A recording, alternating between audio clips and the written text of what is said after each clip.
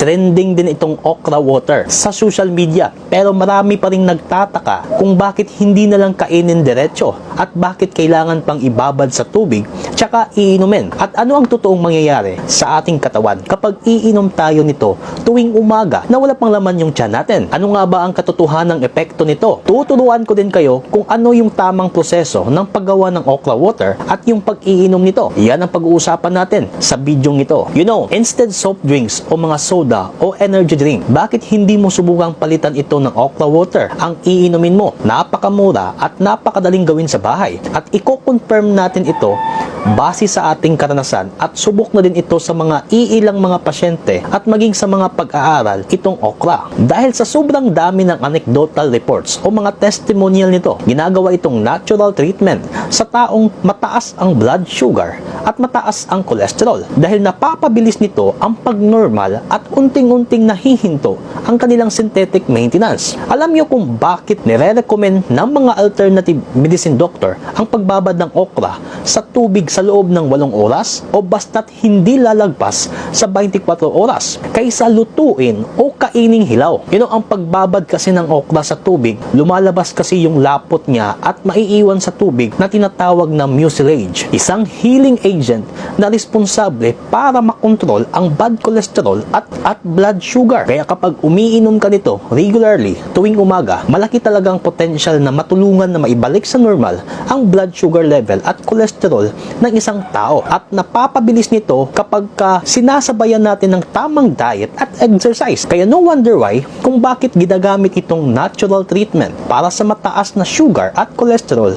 Napakainam kung wala pang laman yung tiyan mo tuwing umaga ang pag-iinom nito. At ito pa, napatunayan na ito sa mga iilan naming mga patients na umiinom at gumanda ang kanilang pagdunumi. Lalo na kapag ikaw ay nakakaranas ng constipation. Malaki ang tulong ng okra water araw-araw dahil sa soluble fiber na makikita sa okra na siyang tumutulong para ma-regulate yung bowel movement at ma-reduce ang symptoms ng constipation. Ito po ay natural laxative kaysa umaasa tayo sa mga synthetic medication. Mabisang home remedy ito sa taong hirap makadumi. At ito pa, kapag umiinom ka ng okra water tuwing umaga, malaki ang potential na matutulungan niya ang katawan mo na ma-maintain ang blood pressure kung may hypertension ka. Dahil ang okra is a good source of both vitamins and minerals. Kabilang dito ang potassium. Importante ang potassium to maintain the proper fluid balance sa ating katawan para mabalanse ang sodium.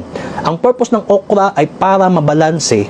Wala pong dapat ikatakot kung tataas daw po yung potassium. Since hindi naman natin ito niluto or nilalagyan pa ng iodized salt, basta't ibabad lamang sa tubig at huwag nang lutuin pa sa mantika. Kung yung trabaho mo ay nangangailangan ng lakas sa buong araw para hindi ka naaasa pa doon sa energy drinks, malaki ang tulong nitong okra water tuwing umaga. Sa mga taong lactose intolerant o di kayang uminom ng mga dairy products, itong okra ay good source of non-dairy calcium. Kaysa kakain ka pa ng cheese, gatas, para lang kumuha ng calcium, pwedeng alternative ang okra para pagkukunan ng calcium. Meron itong 82 mg of calcium sa isang basong tubig ng okra. Ang makukuha natin dito, ibig sabihin ay single 100 grams serving of okra ay about 8% of our daily calcium requirements. Alam natin na importante ang calcium sa ating katawan para sa ating buto, muscles, nerves at weight management. Sa mga taong nakaranas ng stroke o gustong mapabilis ang pag-recover, magandang inumin itong okra water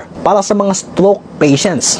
Dahil puno ito ng vitamin C, alam naman natin na powerful free radical fighters ang vitamin C. Kaya essential ito sa ating blood vessels para laging healthy. Siyempre, ma-prevent natin yung stroke na mangyari ulit. So diba, napakaraming benepisyo. Ito po'y dumaan sa pag-aaral at kahit sa mga nakaranas na, subok na po ito. Prenatal support. Dahil sa isang baso ng okra, meron itong 15% na daily value of folate, which is napaka-importante sa mga buntis ang pag-iinom ng okra water.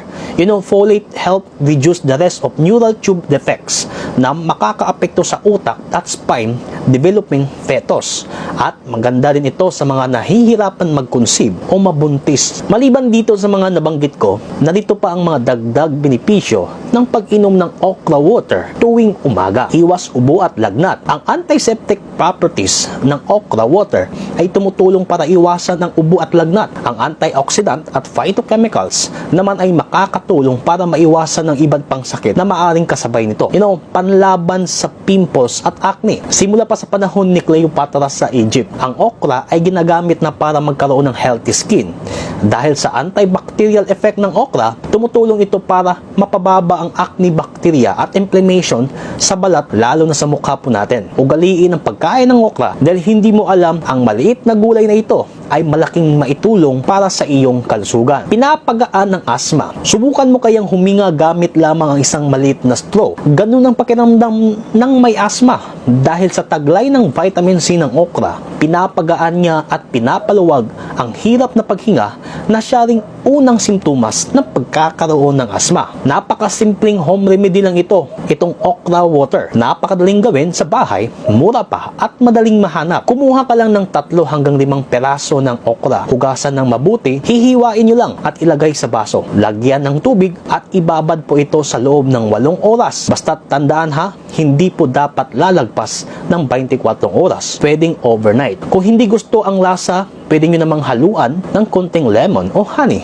Pwede na din haluan ng 1 kutsarang turmeric powder. Yung pag-inom nito ay 1 basong tubig lamang tuwing umaga na wala pang laman yung tiyan po natin. Para sa mga bata, pwede po ito. Safe po ito. Wala pa namang sapat na na-report na meron itong side effects sapagkat napakaraming benepisyo na makukuha natin. Please, pakishare po itong video ito para makatulong tayo sa mga kaibigan po nating Pilipino. Maraming salamat po. God bless. Azol.